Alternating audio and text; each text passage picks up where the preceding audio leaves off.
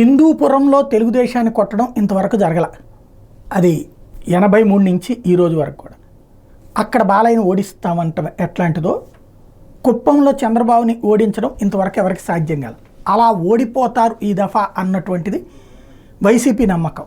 వాళ్ళు దానికి తీసుకొచ్చుకున్నటువంటి సాక్షి కథనం ఏంటంటే 89లో 6,918 ఓట్ల మెజార్టీతో గెలిచారు, 94లో 56,588, 99లో 65,687, 2004లో 59,588, 2009లో 46,066, 2014లో 47,121, 2019లో 30,722 ఓట్లతో.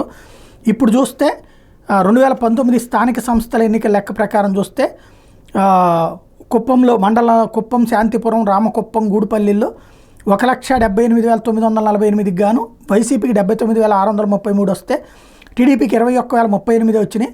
మున్సిపాలిటీల్లో 25 గాను 19, టీడీపీ 6 గెలిచింది. 39,023 ఓట్ల వైసీపీ, 21,708, టీడీపీ 12,401.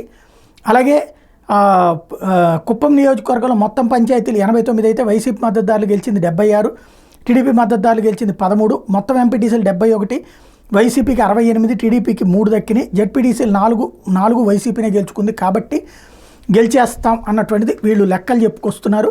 గత 2 సార్వత్రిక ఎన్నికల్లో వైఎస్ఆర్సీపీ అభ్యర్థికి వచ్చిన ఓట్లు 2014లో 55,839, 2019లో 69,424, అంటే 4.35% పెరిగింది.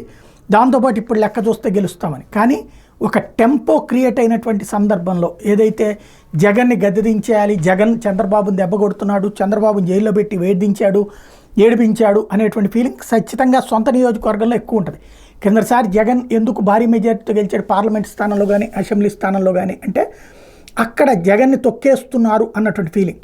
ఆ ఫీలింగే భారీ మెజార్టీ ఇచ్చింది. ఈ దఫా భారీ మెజార్టీనే వస్తుంది, కానీ వీళ్ళు అనుకున్నట్టు తగ్గుతుందని నేనైతే అనుకోవట్లా.